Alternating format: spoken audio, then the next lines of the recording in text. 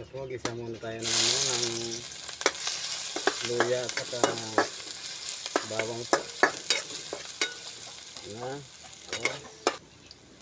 kaya natin ng kamatis.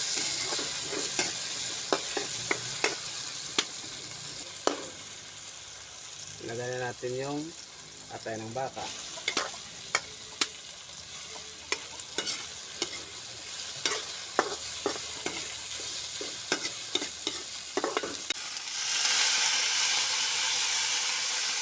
Po, mula-mula na siya. Lagyan natin ng black pepper. Lagyan natin ng Ajinomoto.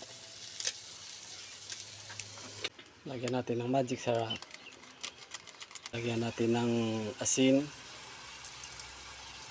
Yan po. Pan. Yan po. Ito na po mga idol. Luto na po ang ating beef liver sisig.